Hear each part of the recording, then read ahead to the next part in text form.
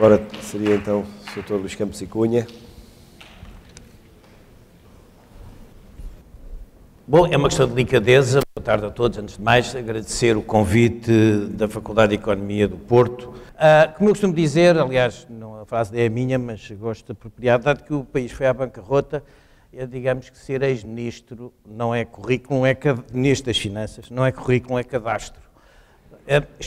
Peço apenas aos senhores jornalistas que não façam como um colega vosso da Madeira, que eu disse esta graçola e puseram na primeira página do jornal ex-ministro das Finanças é cadastrado.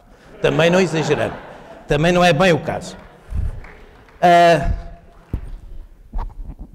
Além disso, como eu estive como ministro das Finanças apenas 4 meses, e já foi em 2005, digamos que estou em liberdade condicional. Portanto, venho aqui com muito gosto. Quando me convidaram para falar sobre o Estado Social, disse, bom, há outras coisas que eu, quer dizer, sei umas coisas do Estado Social, mas o que eu sei é política cambial, política monetária, política orçamental, um bocadinho de economia europeia, comércio internacional. Não tem problema, falo sobre o que quiser.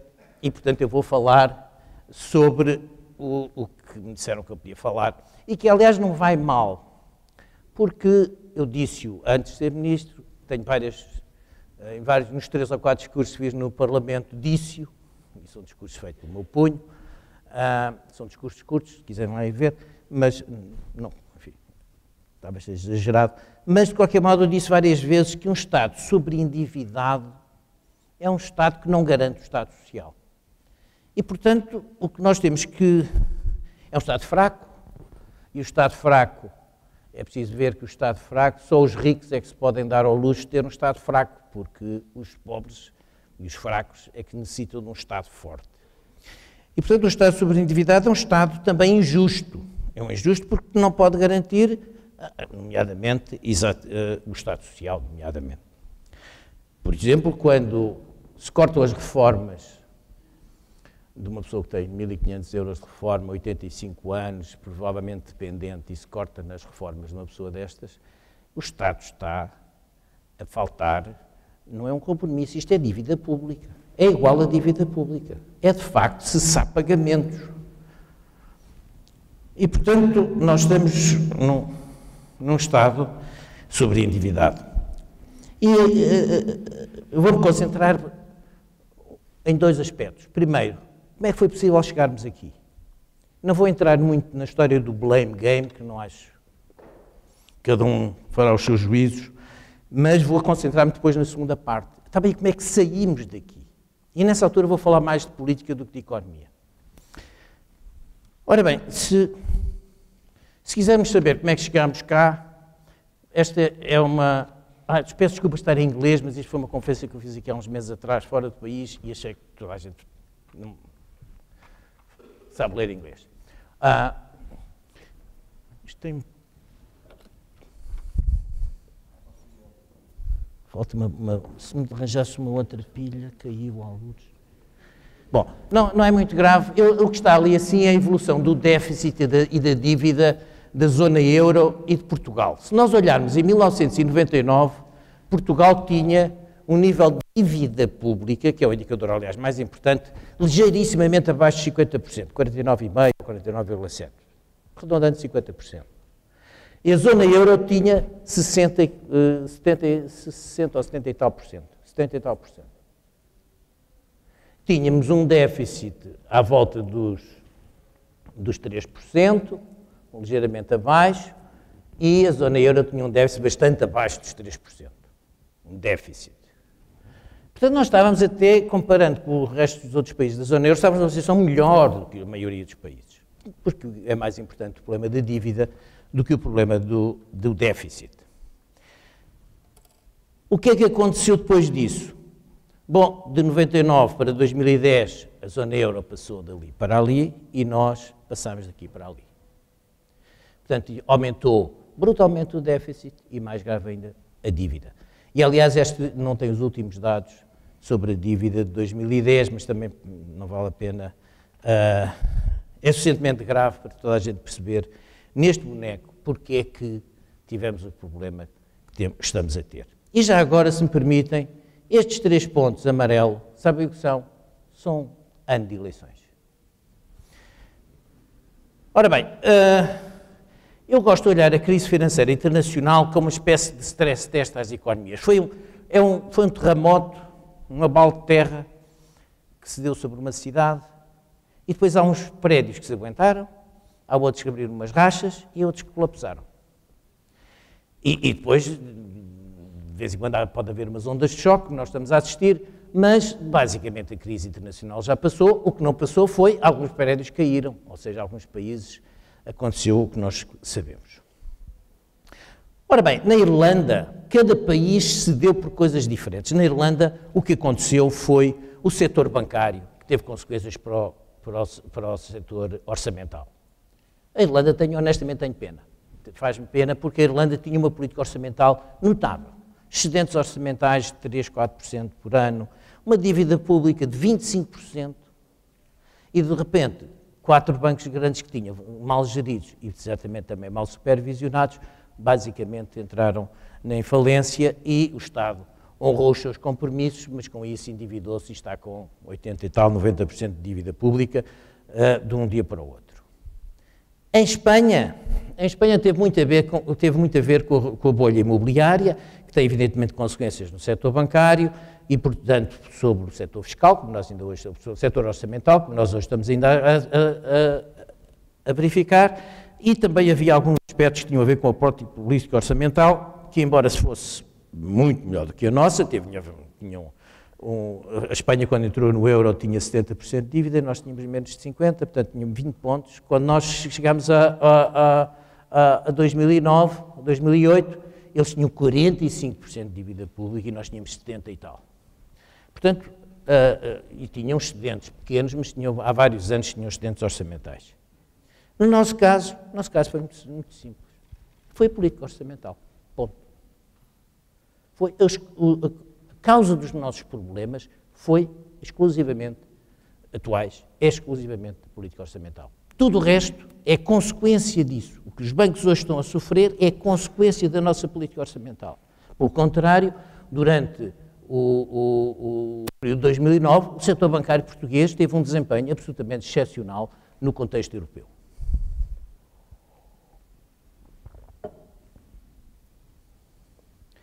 Ora bem, se quisermos ver aqui, comparando Portugal e Espanha, temos aqui, antes da crise, Portugal crescia a 1%, pouco mais, nos últimos de 2001 a 2007, Espanha 3,4%. A nossa taxa de desemprego tradicionalmente é mais baixa, mas reparem, o fiscal balance, portanto, o saldo orçamental, a Espanha tinha em média, neste período, teve 0,5% de um excedente e nós tínhamos quase 4% de déficit. Evidentemente, a dívida pública média para este período de Espanha era 46%, o que significa que esteve a cair durante este período todo, e Portugal estava a crescer porque a média estava em 57,8%, embora no período final já estivesse nos 70 e tal. E tínhamos déficits externos. Depois, durante a crise, International Financial Crisis, portanto, a crise financeira internacional, tivemos um crescimento negativo, os dois países, significativo, o desemprego subiu, como também sabemos, e os dois países resolveram ter déficits orçamentais de 2 dígitos. E a dívida pública, como veem já, em Espanha é de 53%, a nossa estava já em 83%. E um déficit externo ainda mais significativo no nosso caso. Depois da crise financeira internacional, 2010, Portugal cresceu relativamente bem. Porquê? Por força das anfetaminas orçamentais, o déficit orçamental 9 e tal %, aliás, na última revisão já passa dos 10%, dívida pública 93%, mais uma vez, na última revisão já está mais grave. Mas nós tínhamos uma situação muito particular, nós tínhamos uma boa situação, porque nós não tínhamos bolha imobiliária.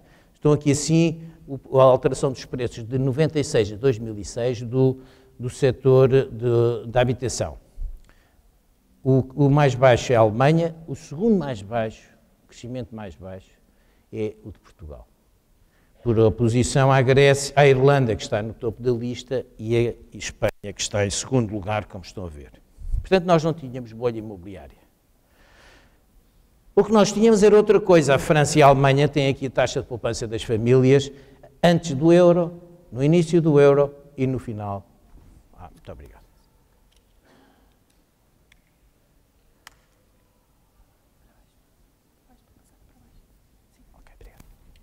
E como vê, a taxa de poupança antes, uns anos antes da moeda única, no início da moeda única, e em 2007, portanto no início da crise, como podem ver,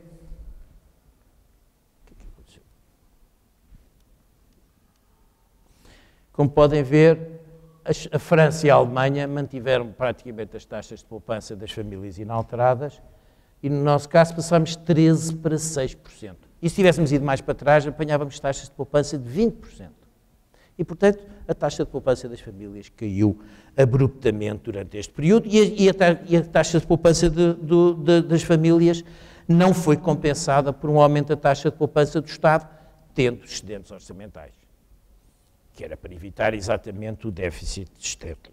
O déficit externo, consequência da queda da poupança brutal que houve com a introdução do euro, que era razoavelmente esperada e que não tem em si nenhum drama. As famílias poupam o que está, digamos, à sua disponibilidade, se o quiserem.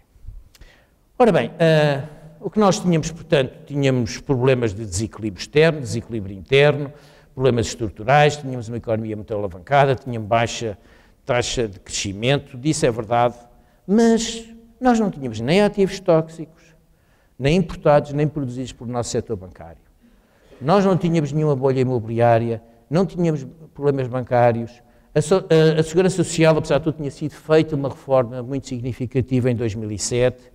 Os preços do petróleo e o preço do gás natural estava em queda em 2009, e de que maneira? Passou de $140 para menos de 40, e, como se recordam também, nessa altura o preço da alimentação também caiu. Tudo isto são coisas que nós importamos e tudo isto justificou maus resultados no ano anterior e tudo isto podia significar bons resultados em 2009.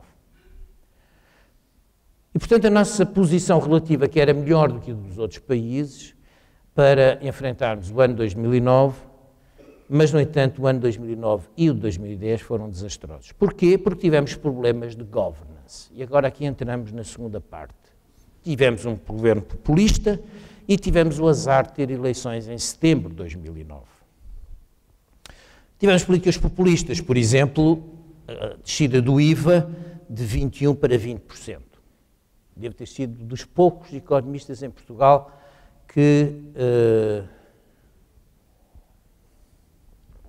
eu não dizia economista porque eu não faço parte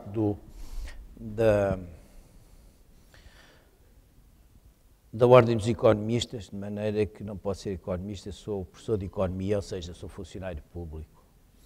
Mas, portanto, devo ter sido a única pessoa ligada à economia que escreveu e que defendeu que não se devia ter alterado a taxa do IVA, porque nós iríamos, com uma boa probabilidade,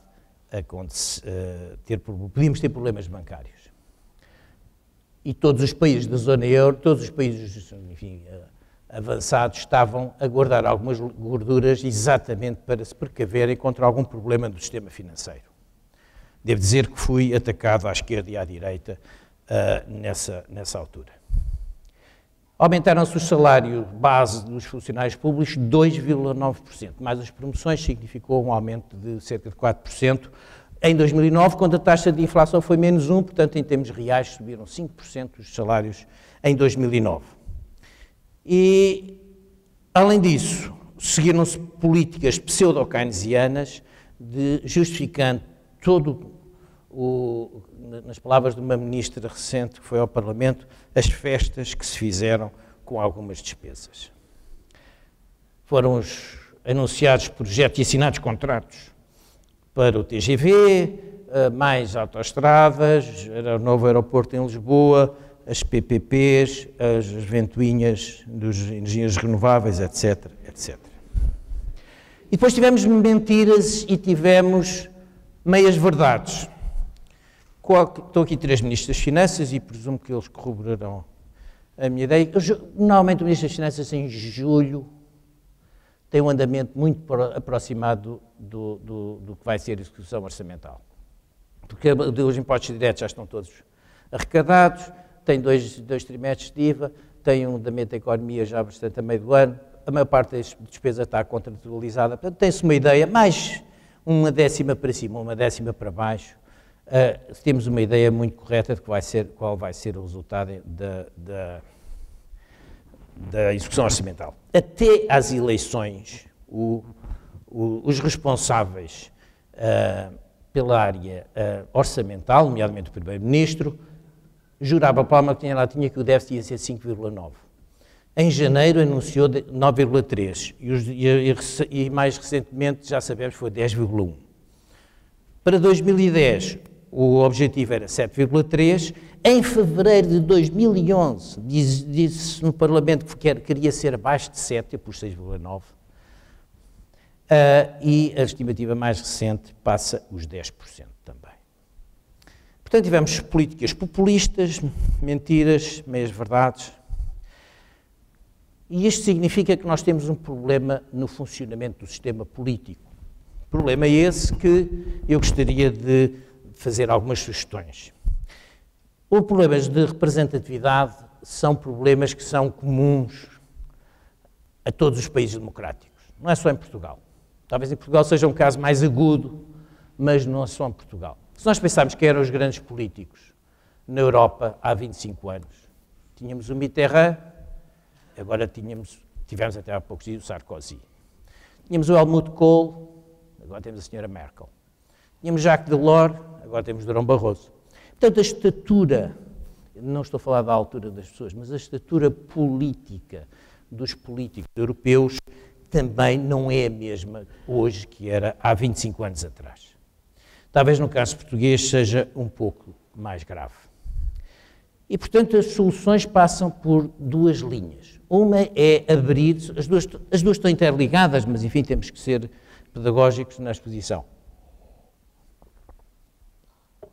Primeiro, abrir o sistema partidário, de forma a podermos atrair os melhores para a causa pública. Segundo, separar o governo dos interesses privados. Como é que isso se faz? Bom, eu lembro que Miller Guerra era eu aluno, primeiro ano caloiro, e o Miller Guerra dizia que as universidades não se autorreformam. Eu na altura não percebi, porque era caloiro, mas hoje percebo isso perfeitamente. As universidades não se autorreformam, só se reformam por pressão exterior. Mas isso é verdade para as universidades, é verdade para os partidos políticos, é verdade para todas as instituições. Mesmo as empresas, só as empresas que estão em concorrência é que se autorreformam porque não têm outra alternativa, porque a alternativa, se não estiverem em permanente mutação, arranjar produtos novos, a poupar nos custos, a arranjar novas tecnologias, se não estiverem em permanente inovação e em permanente reforma, se quiserem pôr a coisa nestes termos, vão à falência e fecham. E, portanto, só as empresas em concorrência é um bom exemplo das instituições que se autorreformam, obviamente. A alternativa é desaparecer. Ora bem, os partidos políticos não acontece isso. E, portanto, temos de ser a sociedade civil organizada, individualmente ou em associações cívicas, que façam pressão sobre o sistema político para que essa reforma possa acontecer. É necessário, para que essa reforma, para que essa maior concorrência exista, é necessário que o sistema eleitoral seja alterado. É necessário termos círculos, eu não sou favorável aos círculos uninominais, é necessário círculos pequenos, 2, 3 deputados, em que esteja o partido que os apoia, mas os nomes das pessoas, eu quero saber quem é que lá está. E quero ter o direito de cortar quem eu não gosto, quem eu achar que não é respeitável. E, portanto, isso obrigará os partidos não só a ter um bom programa para poderem ser eleitos, mas também ter boa gente nas listas, sob pena de não elegerem as pessoas. Mas é importante o que eles defendem, mas é muito mais importante a qualidade das pessoas que eles apresentam. E todos nós sabemos isso. É importante, por exemplo, que uma pessoa possa ser eleita para o Parlamento. Nós temos, de facto, com a atual lei, que eu percebo num determinado contexto político, Com a atual lei, eu não tenho plenos direitos políticos, porque eu não estou afiliado num partido e era preciso, para ser eleito para o Parlamento, eu tinha que estar afiliado num partido e, além disso, tinha que esse partido me escolher. E, portanto, eu não tenho o direito de ser eleito. Ora bem, isso é uma minoridade do ponto de vista dos meus direitos políticos. E isto devia desaparecer no novo sistema eleitoral, do meu ponto de vista. Tenho vindo a defender há muito tempo que os votos brancos e nulos, não estou a falar da abstenção, estou a falar de votos brancos e nulos, deviam ter uma representação com uma cadeira vazia. Isto tinha dois efeitos. Por um lado, muita gente que se abstém, porque acha que não acredita no sistema, que acha que não vale a pena, provavelmente passava a fazer parte, voltava outra vez a votar e fazer parte do desempenho democrático. E isso em si já era uma boa vantagem. Segundo, punha os partidos todos os dias em confronto, se houvesse 5 ou 10 cadeiras no Parlamento, vazias, porque eram os votos brancos e nulos que seriam representados lá, os partidos estavam confrontados que aqueles lugares vazios só não são deles porque houve gente que se deu ao trabalho de não ir à praia, ir votar, exercendo um direito cívico, provavelmente mais consciente ainda do que aquele que vai votar num partido, sabendo que nada conta e, apesar disso, quer exercer o seu direito de não. Portanto, os votos brancos e nulos deviam ter uma representação com cadeiras vazias, aumentando também a maior concorrência com os partidos. E, por último, deve ser a única pessoa neste país que fala nisso, pelo menos que eu saiba. Bom, nas conversas de café toda a gente fala, muita gente fala, mas honestamente não vejo publicamente muita gente a dizê-lo. É necessário que os salários dos políticos sejam alterados. Eu não posso dizer a uma pessoa, se eu suponho que eu quero, todos nós conhecemos casos concretos, que disseram, eu gostava de ir, mas não posso com esse salário, se eu puser 2 filhos na casa pia, viver para Gondomar, divorciar-me, qualquer coisa assim do género, deixar de pagar ao banco a casa que tenho, quer dizer, não há hipótese. E depois de ir para lá e ser insultado todos os dias nos jornais ou na imprensa, todos os dias ser vilipendiado, chamarem-me tudo e mais alguma coisa, trabalhar 12 horas por dia, 7 dias por semana, e depois, ainda por cima, posso lá estar só 4 meses. Portanto, não é assim. Não é assim. Não atrai. O que se pode fazer, e tenho defendido isso, é olhar para o IRS das pessoas nos 3 anos antes. Este senhor ganha 15 mil euros por mês, a gente dá-lhe o mesmo. Não estamos a fazer favor nenhum. Eu não me importo de pagar os meus impostos para ter gente competente a governar o país. Sai muito mais barato. Muito mais barato ter gente competente a governar o país. Não estou a falar deste governo ou do anterior ou do outro, não interessa, estou a falar em geral. Evidentemente que quando a gente diz estas coisas há sempre exceções. E, portanto, além disso, tinha outra vantagem. Se eu dissesse, eu pago de acordo com o IRS, que ele declarou nos últimos 3 anos, as pessoas que não pagam IRS não querem ir para a política. E eu acho muito bem que as pessoas que não pagam IRS não vão para a política. Portanto, além disso, tinha essa forma de seleção. Agora, como é que separamos, é mais difícil esta parte, como é que separamos o governo dos interesses privados, de interesses particulares? Eu gostaria de ver que todas as empresas deviam ser obrigadas a ter, na sua página, ter um site onde tivessem todas as relações que têm com o Estado. Contratos. Todos os contratos. Quanto é que é o papel, o lápis, o que for. Os subsídios, as isenções fiscais, devia lá estar tudo. Porque o facto de se fazer a exposição desses factos leva ao escrutínio público e a uma maior transparência da vida económica e pública. Eu sou um grande defensor de que os partidos políticos, e aí entramos no problema do financiamento dos partidos, que é por aí que os interesses particulares entram, ou uma das vias. Os partidos políticos deviam ser todos exclusivamente financiados por fundos públicos. E mais, a forma de financiamento não deve ser aquela que é atual, que é quem tem muitos deputados recebe mais. Não. Devia-se dar a cada um de nós um tiquê e dizer assim, olha, tem aqui 500 euros, eu dou isto ao partido que quiser. E nós dávamos uma espécie de umas notas de monopólio que ele depois podia ir ao Estado e dizer, olha, tenho estas notas que me deram. Portanto, era uma forma de nós também votarmos a quem é que ia receber o dinheiro. Eu não me importava nada de dar o meu dinheiro até um partido em que eu não tinha votado. Pode ser um partido novo. Como é que um partido novo pode entrar nesta concorrência se não tem lá deputados? Não tem financiamento, não perde sempre as eleições, como é evidente. Ora bem, um partido novo com gente credível e com um bom programa, se calhar era capaz de regimentar muitos de nós, que olha, eu nunca me tinha pensado, mas tomem lá o meu voucher, a minha nota de monopólio para ir buscar o dinheiro para poderem fazer uma campanha. Porque é importante introduzir concorrência partidária e isto é importante alterar o financiamento público dos partidos. E depois, o papel das agências de comunicação, que distorcem muito a comunicação social.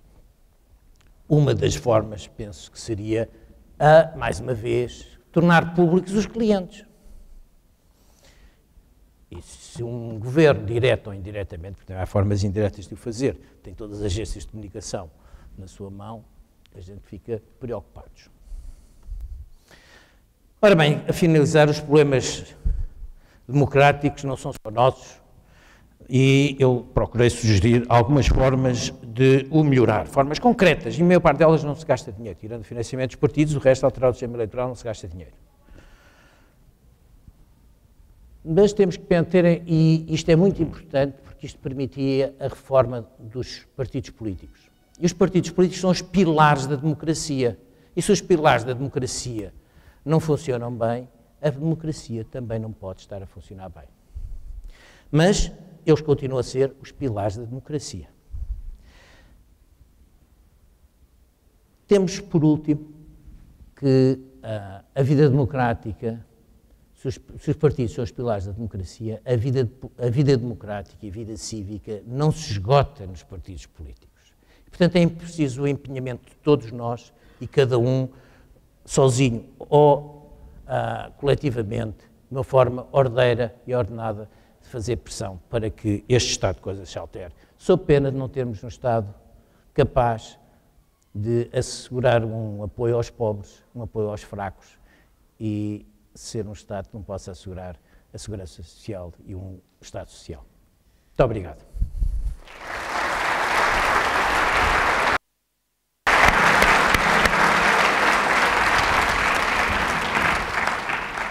Muito obrigado aos três e brilhantes intervenções e também não só com uma análise sobre a forma como chegámos, mas também com alguma reflexão sobre o que se pode fazer para o futuro.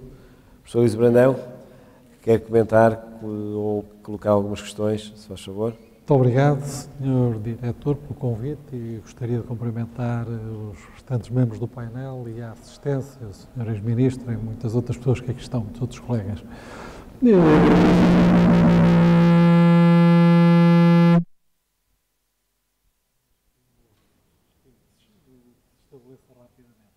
Uma das questões que eu gostaria de pôr era em relação ao futuro. Isto é, o que é que Portugal terá que fazer para ser atrativo e competitivo? Sabendo nós que não pode ser através da despesa pública, visto que o nível de despesa que nós temos é considerado excessivo, na ordem de 50%, e um Estado, para ser viável, terá que ser na ordem dos 38% a 40%. Teremos que atrair investimento direto estrangeiro, certamente. Teremos que exportar bens e serviços. Em relação ao investimento direto estrangeiro, nós sabemos que um dos principais fatores que é a fiscalidade, é a taxa de tributação sobre o rendimento. A Irlanda tem uma taxa bastante atrativa, que a negociou com a Troika, e nós temos uma taxa que, nas circunstâncias atuais, ainda tivemos que elevar.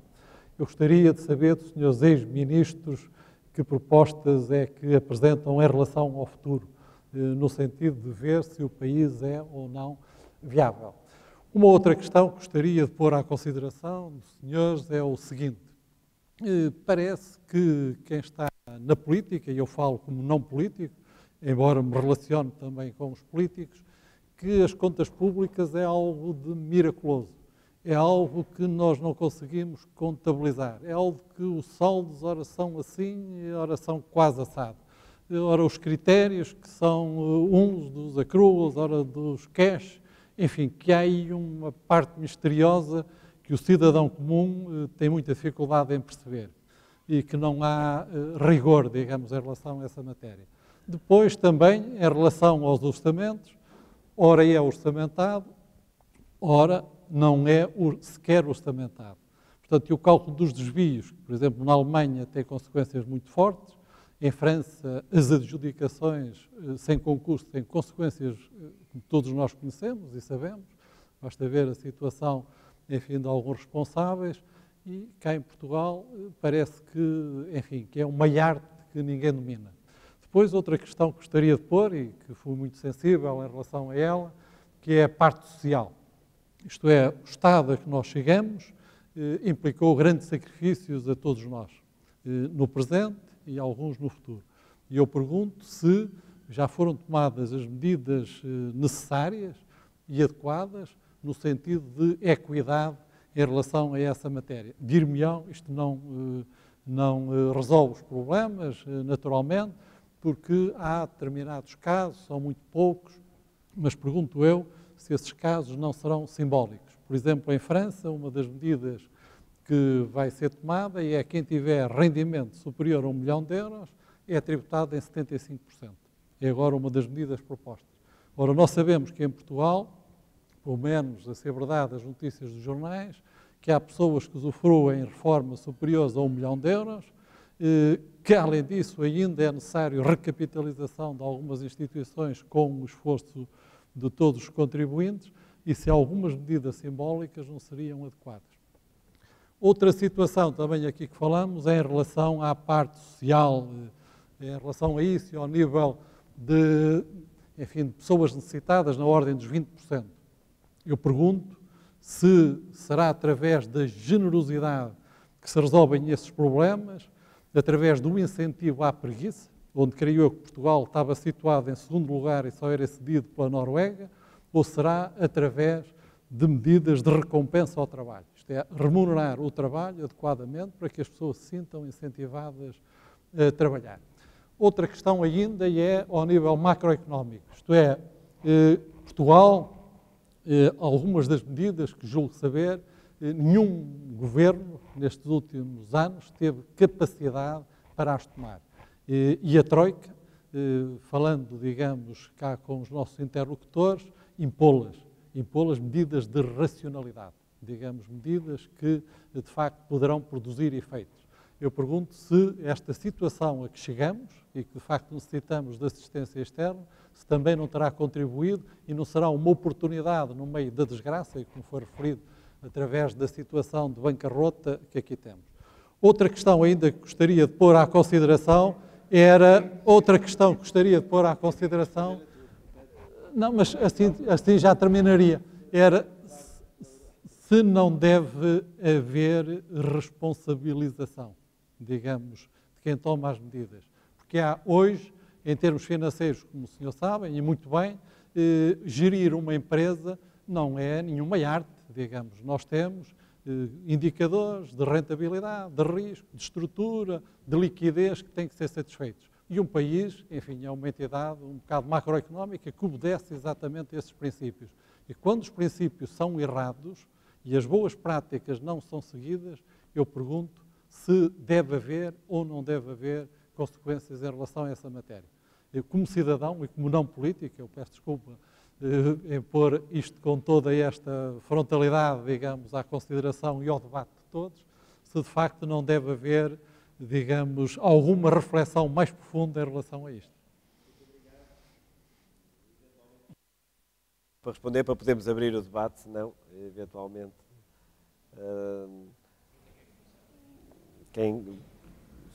para um dos senhores que queira selecionar uma outra questão rapidamente para podermos... Então, posso começar eu? Muito bem. Realmente, perante estas perguntas todas, não sei se é de usar o sistema de gestão de estoques LIFO ou FIFO. confesso alguma dificuldade. First in, first out ou last in, first out. Bem, só algumas notas sobre as suas perguntas. Pode ser em vez do FIFA e do IF, talvez do... Quanto à questão de ser atrativo e competitivo, eu acho que já dissemos tudo. Toda a gente já disse tudo, a questão agora é fazer. O diagnóstico está feito. Como? O diagnóstico está feito. O diagnóstico está feito. Isto, aliás, faz-me lembrar uma questão que uma vez vi escrita a propósito justamente das despesas com a saúde, que dizia que a principal causa das doenças são os diagnósticos. E, portanto, a certa altura, nós autoalimentamos destas questões todas. Gostamos de diagnósticos, e, aliás, isto tem um bocadinho a ver com a questão do programa de ajustamento, que, de facto, aí, em meu entender, como é um programa mais ou menos standard, nas suas linhas gerais, acaba por ter um grande gap, um grande desfazamento entre o tempo necessário, condição sine qua non, obviamente, para a consolidação e saneamento das contas públicas, mas, por outro lado, a parte estrutural demora 10, 15, 20 anos. E, portanto, o problema das reformas estruturais não é nem o seu diagnóstico, nem o momento em que começam, mas o momento em que acabam. Sobre isto, apenas dois pontos, só para mostrar coisas muito diferentes, como é que nós podemos aumentar o futuro do país. Há dias saiu a notícia de que havia, neste momento, 1.700.000 pendências nos tribunais portugueses. Um investidor chega cá e o que é que diz? Com 4 mil milhões com 4 mil milhões em tribunal. Exatamente. Se fosse cobrado, resolvido sobre o ano. Por outro lado, o país tem que perceber que está numa zona pré-confiscatória do ponto de vista da fiscalidade. E, portanto, não há nenhuma solução que já passe por mais impostos. Sou pena, de facto, morrermos definitivamente. E, portanto, só uma saída, é a redução da despesa, mas a redução de despesa não pode ser, evidentemente todos nós fizemos isso, a primeira redução da despesa é pelo fator preço, salários, pensões, porque é aquilo que é imediato. Mas nós precisamos, de facto, de saber quais são as funções que queremos que o Estado tenha, isto é, pelo efeito de volume. Questão das contas públicas de rigor e transparência, eu acho que se tem melhorado bastante em Portugal, como nos outros países. A crise tem esse aspecto positivo. Mas, evidentemente, que a política é assim, que qualquer governo que entra, se for de cor diferente do anterior, seja em Portugal, agora vai ser em França ou foi noutro país qualquer, faz uma comissão para saber qual era o déficit que o anterior governo deixou ou queria deixar ou qualquer coisa. Evidentemente que isso gera esse sentimento de opacidade que às vezes não corresponde totalmente à realidade.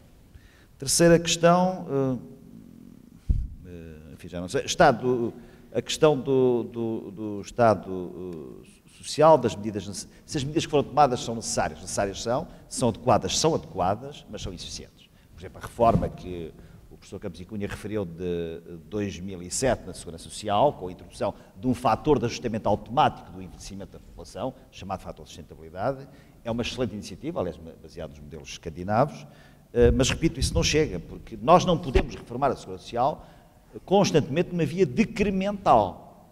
Porque, a certa altura, havemos de chegar ao momento em que a Segurança Social é robusta e sustentável, porque já não se paga a ninguém. A questão simbólica que disse, ainda agora, do imposto de 75%, eu acho que esses impostos não são impostos. Isso é um puro confisco, independentemente do valor, e acho que o simbolismo, em meu entender, deve-se fazer de outra maneira. O simbolismo não se deve fazer castigando desta maneira, brutal, quem tem maiores rendimentos. É quem tem rendimentos maiores e não os merece. Os recebeu ilegitimamente. Isto é, se for para premiar a ética do risco, a ética do esforço, a ética do mérito, o país precisa disso. O país precisa disso. Qualquer país de progresso tem que estimular a diferença neste sentido. E também o que é importante nos símbolos, na minha perspectiva, é que o país saiba coisas que aconteceram, enfim, em determinados casos, que são muito públicos, para percebermos definitivamente qual foi o custo para o contribuinte. Depois, incentivar a preguiça, não foi? Falou sobre isso, não é? Sim. Pois, a questão do trabalho. Eu acho que essa questão do incentivo à preguiça hoje está muito esbatida. O próprio rendimento social de inserção, o rendimento mínimo, é uma quantia, uma minudência no contexto, no orçamento social, que atinge quase os 25 mil milhões de euros.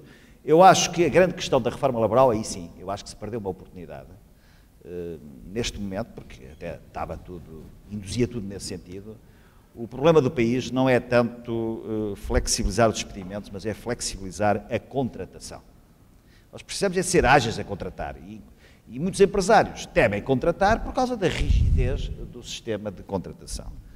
Finalmente, se deve haver responsabilização de quem toma medidas, evidentemente, a primeira responsabilização de um político faz-se nas urnas, através do voto. Eu acho que a responsabilização que falava não era essa, se houver situações ilegítimas, ilegais, etc., essa faz nos tribunais. Mas não ponhamos a responsabilização política, de erros políticos, qualquer um de nós fez e fará, não é? Como uma responsabilidade quase penal ou criminal. Não? Isso é uma responsabilidade política e para isso o povo é soberano. Muito obrigado. Doutora Manuela Ferreira Leite, quer dizer alguma coisa sobre... Eu tenho a impressão que o doutor respondeu praticamente a todas as questões, não sei se não podemos passar. No sistema FIFA. Muito bem. Exatamente. Muito bem. Doutor Luís Campos e Cunha, pretende dizer alguma questão? Ora bem, não tenho a certeza. Eu tenho muitos defeitos. O mais visível, mas não necessariamente mais grave, é que não ouço muito bem. E, portanto, não tenho a certeza de ter percebido todos os detalhes das perguntas que me foram feitas. Mas eu gostaria de pegar aqui em dois ou três pontos. Um deles tem a ver com os tais custos de ponto. O problema da competitividade de Portugal, de atração, de investimento, etc. Competitividade, atratividade. Eu, quando este governo tomou posse, escrevi uma série de artigos, dei algumas dicas, minha contribuição cívica, como foram de borla, também podem ser deitadas para o lixo, como mais ou menos têm sido todas, mas para o caso não interessa. Mas eu disse nessa altura que se este governo não tem dinheiro para fazer obras, tem certamente uma boa oportunidade para fazer obra. E a maior parte do que é necessário fazer no país não custa dinheiro. Vimos ali alterar a lei eleitoral, não custa dinheiro nenhum. Isso dava uma revolução neste país. Basicamente o que eu estava a defender era o sistema dinamarquês adotado ao caso português. Mas podem fazer a educação, a reforma da educação, e não estou a falar da universidade, da educação secundária, o ensino até aos 12º ano. Não é preciso dinheiro, já lá está. Os recursos estão todos lá, até mal gerido. E, portanto, é preciso pôr o sistema a funcionar. O dinheiro que lá está é mais do que a maior parte dos países europeus dedica a essa área. A justiça, mesma coisa. E eu, se quisesse eleger um fator, eu punha a justiça. Quando vinha para cima, vinha exatamente a falar com uma grande empresária portuguesa e viemos exatamente a falar sobre os custos para os empresários de termos uma justiça que não funciona. É cara, demorada e não funciona. E, portanto, uma justiça que não funciona beneficia o infrator, beneficia o corrupto, beneficia o vigarista. E, no caso do investimento estrangeiro, o que é que acontece? São os sujeitos, que os há em todo o mundo, que gostam de viver em países onde a justiça não funciona, porque são vigaristas, que vêm para Portugal. E o grande investidor, o bom investidor, que não gosta de viver em países onde uma justiça não funciona, não quer vir para Portugal.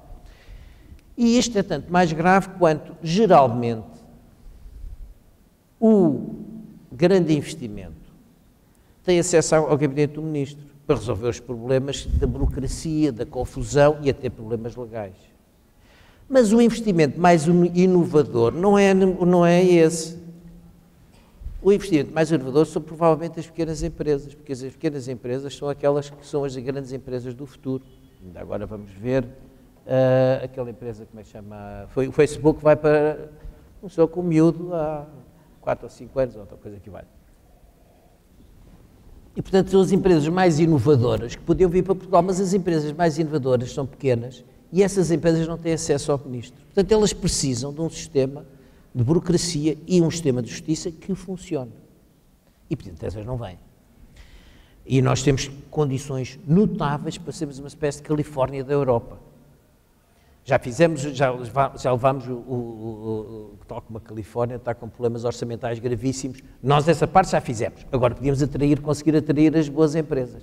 E empresas inovadoras, termos aqui assim gente dinâmica. E isto liga-se com uma outra coisa, não funcionando a justiça, o problema da responsabilização dos políticos. Ora bem, há dois aspectos.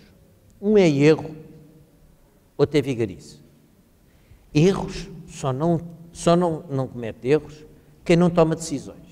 E eu mesmo em 4 meses que lá estive, tomei tantas decisões que é quase impossível, é estatisticamente impossível que não tivesse havido alguma coisa que tivesse feito mal. Nós somos professores, eu sou professor e tenho que avaliar os meus alunos. Eu não consigo jurar, a única coisa que eu posso jurar é que faço um esforço para corrigir bem os testes. Mas errar é humano. Ora bem, portanto, erros... Mas isso não... Nós temos excelentes políticos. Temos políticos muito sérios, dos quais, enfim, mas muitos deixe-me só acabar. E, digamos, esta impunidade não conduzirá a um mau conceito do cidadão em relação aos políticos, pelo facto de não haver uma discriminação dos que são bons, são competentes, são sérios, são honestos, mas são deixe-me acabar. E depois metermos todos no mesmo local. Deixe-me acabar. Isso também, digamos, pode funcionar negativamente. Eu lembro de há algum tempo um político, enfim, não vou aqui citar o nome, onde ele dizia a pior coisa que há é não se responsabilizarem os políticos.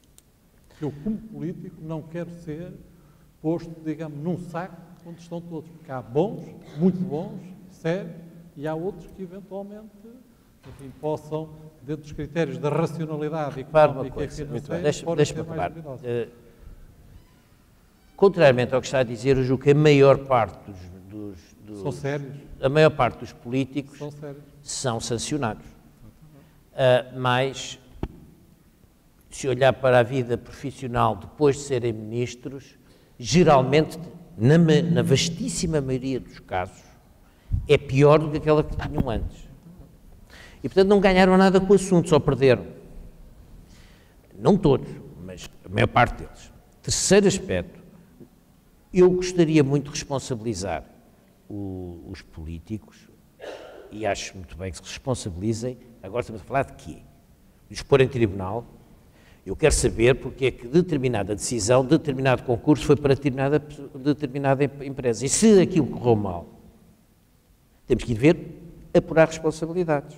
E as responsabilidades podem ser do ministro, porque a empresa tinha subsidiado o partido que não sei o quê. Pode ser de um assessor, porque o dossiê de um grande concurso público é desta altura. Ninguém está a imaginar que o ministro vai ler isto tudo e nem sequer provavelmente consegue perceber, porque não tinha que ser formado em matemática, em engenharia, em direito, em economia, em finanças, etc., etc., para conseguir perceber tudo, e demoraria provavelmente o mandato todo. E, portanto, não tinha que tomar uma decisão antes disso. Portanto, uma pessoa decide com base em pareceres de assessores, de pessoas a quem confia. Portanto, o assessor pode o ter informado mal, e pode o ter informado mal, malevolamente, por corrupção ou por outra coisa qualquer. Portanto, é preciso ir na cadeia de decisão, ver onde é que está a maçã podre. Eu acho muito bem. E o ministro deve ser responsável pelos assessores que lá mete. É uma responsabilidade política. Se um sujeito mete lá um assessor, que depois se veio a revelar que era um sujeito que era corrupto, é um bocadinho difícil, a não ser que haja conhecimento prévio de alguma coisa. Bom, tudo isto tanto para dizer, vamos responsabilizar num sistema em que a justiça é feita na primeira página dos jornais, em que, tipicamente, o acusador, o carrasco e a pena é dada todas pela mesma pessoa e logo no primeiro dia e sem perguntar à pessoa se quer o nome correto. E, portanto, isso eu não quero. Linchamentos públicos, não. Agora, assumir responsabilidades, estou de acordo. Assumir as responsabilidades e ter as consequências disso, não tem problemas. Agora, vamos ver quem é que são as responsabilidades. Isso precisa de uma polícia de investigação, precisa de gente capaz, precisa de gente que perceba o que é que está a fazer, precisa de um tribunal de contas com outras valências e precisa de uma justiça que funcione. Como a justiça não funciona, não é só na área política que fica impune. Já agora só distribuição dos custos. Eu gostaria de dar uma palavrinha sobre isto. A redistribuição de custos ou de benefícios deve ser feita por impostos gerais e abstratos e pela despesa pública. Ou dar, por exemplo, isenção de taxas moderadoras ou providenciar o Serviço Nacional de Saúde. É uma forma de redistribuir o rendimento pelo lado da despesa. Pelo lado dos impostos, seja pelo IVA, seja pelo IRS, também se faz redistribuição do rendimento. Agora, o que eu não concordo é que, só porque uma pessoa é funcionária pública, tem um imposto especial, de há 2 anos para cá, de 10% acima do não sei quê. E agora tem um último ano, tem um imposto especial que é de não ter o 13º e o 14º mês. Impostos especiais para os funcionários públicos, porquê? Então, se eu tivesse uma empresa privada? Então, porquê que eu sou professor numa empresa, numa escola pública, eu podia estar numa escola privada, porque estou na escola pública, sou penalizado, tenho um imposto especial só para mim, isso não é redistribuir os custos. O mesmo se passa com, já se falou há pouco das pensões, não vale a pena falar mais sobre isso. Se uma pessoa tiver rendimentos do capital, a taxa passou de 20% para 25%. Ou seja, se o tetravô era rico, ou corrupto, ele paga do rendimento que tem no banco 20% a 25%, agora passou de 20% para 25% do rendimento. Se a pessoa trabalhar e for funcionário público, além dos 10%, 11% para a Segurança Social, dos 49% de taxa marginal, ainda leva mais 10%, mais os 17% ou 16% que são os... Isso é que não pode ser. Essa não é distribuir. Esta crise tem uma particularidade, do meu ponto de vista, é que atinge brutalmente a classe média. A classe alta, quer dizer, quem tem mais altos rendimentos, enfim, pode estar pior, mas consegue, não é uma situação aflitiva. Tipicamente, as classes mais baixas também são mais indiferenciadas do ponto de vista profissional, e se uma pessoa é pedreiro, se calhar pode facilmente também passar a ser assalariado rural ou coisa do género. Agora, o engenheiro, o arquiteto, que a empresa fechou com 55 anos, ele não arranja emprego, pura e simplesmente. E não há, a única solução é ir para Angola, ou ir para a França, ou ir para a Espanha. A Espanha não é melhor não ir, mas quer dizer, talvez para Angola seja mais seguro. Portanto, eu julgo que esta classe média, que é também muito atingida pelos cortes especiais de corrida que se arranjaram, que são os impostos disfarçados, eu julgo que esta classe média está a pagar o grosso desta crise. Muito bem. Muito obrigado. Eu agora ia abrir espaço para colocarem algumas questões. Sei que está ali o nosso colega, o professor João Correia da Silva e o professor Sebastião Feio, que pediram para intervir, se faz favor, aí na frente. Boa tarde. Hoje nós vemos uma situação em que há muito desemprego e pouco investimento. E isto em termos da capacidade produtiva futura da nossa economia, isto vai ser muito prejudicial. E neste contexto eu gostava de perguntar o que é que a geração que hoje deve estar a projetar o seu futuro, os mais jovens, e que não têm nenhuma responsabilidade pelo passado, o que é que eles devem fazer? Emigrar? Outra questão que gostava de fazer tem a ver com o papel da Segurança Social, do Estado na Segurança Social, na saúde e na educação. Estes três setores, ou estas três áreas, acho que têm uma coisa em comum, que é a necessidade de nós termos confiança em quem tem responsabilidade nestes setores. Portanto, em quem fica com as nossas poupanças para nos devolver daqui a décadas, no médico que nos trata e que nos faz o diagnóstico, e em quem nos ensina. E neste contexto eu gostava de perguntar se nós devemos confiar no Estado para fazer para ter esse papel, ou se devemos confiar antes nas empresas. Muito bem, muito obrigado. Eu era capaz de deixar que o professor Sebastião Feio colocasse já uma questão e depois também pretendo... Sebastião Feio, Faculdade de Engenharia do Porto. Eu devo dizer que o professor Campos e Cunha enquadrou completamente as questões que muitas delas me preocupam e que eu gostaria de colocar. A primeira, um pequeno grupo de 2 questões sobre responsabilidade pelo passado. Portanto, para seguir exatamente o tema desta sessão. E a pergunta que eu faço é: que mudanças no sistema político é que nós teremos que fazer para tentar impedir, pelo menos ter a ilusão de que podemos impedir, que o que aconteceu nos últimos 10 anos volte a acontecer? E dou substância à questão com o seguinte.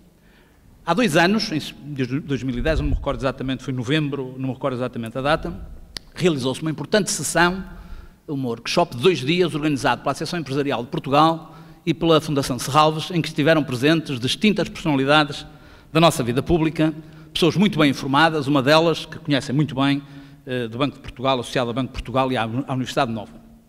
E essa pessoa fez uma apresentação devastadora, com meia dúzia de slides, não foi preciso mais nada, com as estatísticas dos últimos 10 anos da progressão dos indicadores principais, do PIB, da dívida soberana, do déficit, não é preciso estar com mais comentários de detalhe.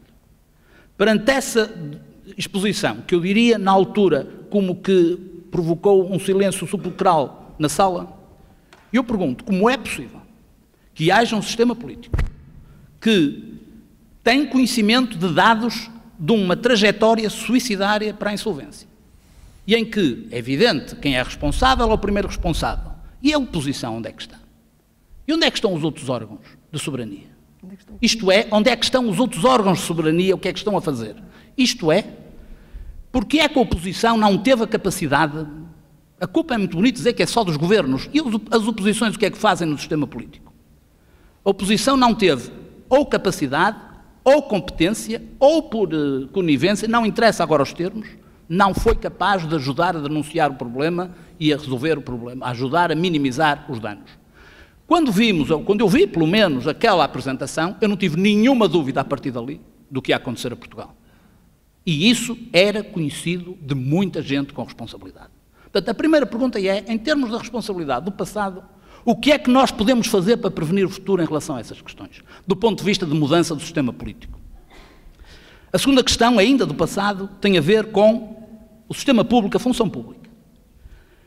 É preciso dizer que o que se passou na função pública, que terá um ponto de gênese, enfim, poderá ter começado antes, mas quando o governo do Dr. Guterres, do engenheiro Guterres, absorveu centenas de milhares de pessoas que estavam a trabalhar em colaboração com o Estado e, portanto, engordou de uma forma brutal o sistema público, o declínio foi, a partir daí, também absolutamente devastador, com a sucessiva permissividade de quem tem responsabilidade política de ceder aos sindicatos em sucessivas cedências que provocaram um sistema impossível de gerir, a 2 grandes níveis. A nível que já mencionou das promoções descontroladas, que aumentou, obviamente, os custos salariais do Estado, e a nível de outra coisa tão simples quanto a legislação do trabalho em relação a horários de trabalho. Não é pensável que um sistema funcione com uma classe da função pública a trabalhar 35 horas por semana, quando os outros trabalham 40 horas por semana, mais um conjunto de regalias de férias que conduz a 35 e 40 dias de férias por ano. E estou a falar de cima para baixo. Não estou a falar dos quadros técnicos, enfim, inferiores para os superiores. Estou a falar de professores, de juízes, de médicos e, obviamente, que também do grosso da classe dos técnicos. Como é que nós podemos... E, claro, a solução do problema foi esta solução brutal, injusta e terrível para o futuro de Portugal, porque a função pública é necessária, de punir toda a função pública da forma que o professor Campos e Cunha mencionou, absolutamente incompreensível. Portanto, por um lado, uma incapacidade total de promover a produtividade, por outro lado, uma forma cega de resolver o problema dos custos que são elevados e que têm que ser resolvidos, mas seguramente que com esta fórmula é um desastre. Muito obrigado. Muito obrigado. Paro aqui. Havia mais coisas sobre a legislação, sobre a lei do Orçamento do Estado, mas paro aqui. Também. Muito obrigado. Eu passaria a palavra à Sra. Ferreira Leite, que não respondeu e que teria agora a oportunidade de comentar os 2 tipos de intervenções que foram efetuadas, por favor. Bom, eu começo pelo jovem. Jovem macroeconomista, mas uma promessa. Que levantou algumas questões e especialmente pareceu-me subentender, na forma como falou, que não tem nada a ver com isto e que isto é tudo culpa de outros. Vai pagar, de alguma forma, aquilo que outros fizeram. Eu devo dizer que rejeito completamente esse tipo de abordagem do problema. Porque também se está aqui, se tirou um curso se tem uma vida, Claro. se tem um futuro, deve às gerações anteriores que proporcionaram isso. E, portanto, alguma coisa tem tanto a ver com isso, como eu, que nunca me endividei e estou a pagar a dívida dos outros. Portanto, eu gostaria que puséssemos as coisas nestes termos. Há muito desemprego, sabemos uma grande parte das causas do desemprego, mas eu não queria acabar esta sessão sem, no fundo, especificar um pouco aquilo que eu disse na minha intervenção. E que tem a ver muito também com a questão do desemprego. O nosso país é um país que tem uma estrutura especial, uma organização especial, não só uma organização social, como uma organização produtiva. Se nós fôssemos um país que tivéssemos petróleo, que tivéssemos qualquer tipo de cluster que nós desenvolvêssemos e vivêssemos muito à custa de meia dúzia de grandes empresas que fizessem funcionar a economia, provavelmente muitas destas medidas que têm estado a ser tomadas, da redução de salários, coisas deste estilo, se calhar não tinham os efeitos recessivos tão violentos como estão a ter. Porquê? Porque a nossa economia não é assim. A nossa economia é formada, basicamente, a nossa estrutura produtiva é formada basicamente por centenas de milhares de pequenas e médias empresas. E essas pequenas e médias empresas funcionam na base de serem, por um lado, fornecedores do Estado. Trabalham para o Estado. E, por outro lado, são fornecedoras de bens e serviços de uma classe média, entre a média e a baixa. Quando esta classe está a ser afetada por medidas de natureza financeira, como um agravamento de impostos e redução de salários, à sua roda desmoronam-se um conjunto de empresas, não há nada a fazer-lhes. Esta medida não teria muito pouco efeito se a nossa estrutura empresarial fosse outra. Motivo pelo qual eu continuo a dizer que as medidas têm que ser tomadas olhando para a estrutura, não só social como produtiva dos países, para saber qual é que é os efeitos que determinadas medidas têm. Aquilo que eu estou a dizer não pode ter tradução empírica, porque as ciências sociais, a economia é uma ciência social e, portanto, não posso fazer uma experimentação, mas diria que o nível de desemprego está cada vez a subir mais, tem a ver com o desmoronamento da classe média, fustigada por os impostos. As pessoas puseram a empregada na rua, deixaram de ir ao cabeleireiro, deixaram de ir à boutique, deixaram de ir ao restaurante. Tudo isso são milhares de pequenas empresas que entram em falência por esse motivo. E, portanto, não é indiferente o tipo de medida que se toma, consoante a estrutura produtiva que está à sua roda. E, portanto, quando diz o que é que a nossa geração deve fazer,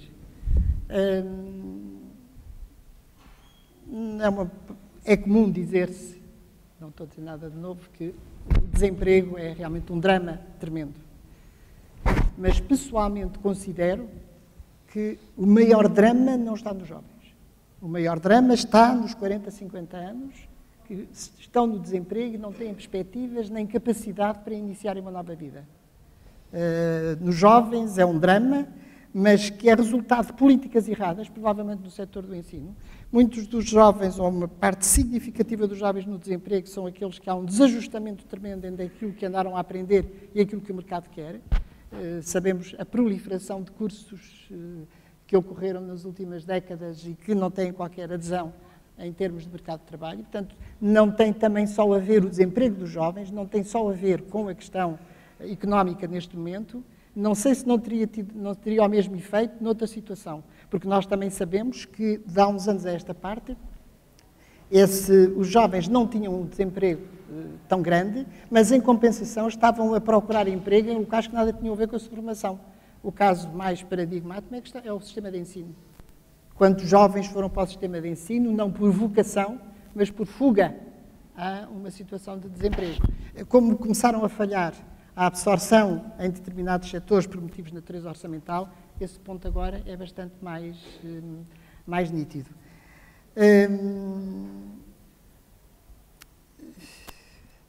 Quanto à questão da responsabilidade pelo passado, como é que não volta a acontecer o que aconteceu? Eu espero bem que nunca mais volte a acontecer aquilo que aconteceu. Peço desculpa, refutar de forma pessoal a questão de dizer onde estava a oposição. A oposição estava onde devia estar, denunciou o que devia denunciar, só que em democracia a voz de cada um só chega a todos através da comunicação social. E não podemos desresponsabilizar a comunicação social daquilo que neste momento sucedeu no país.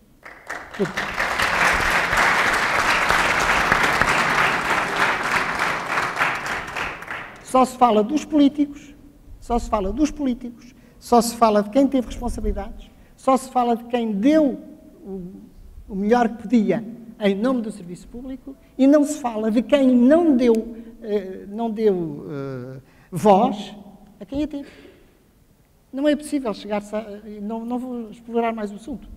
E, portanto, existiu oposição séria, existiu oposição que denunciou tudo isto que se está a passar há que tempos. Não chegou aos ouvidos das pessoas. Bom, provavelmente só com um megafone no Rossio e mesmo assim não sei se lá chegaria. E, portanto,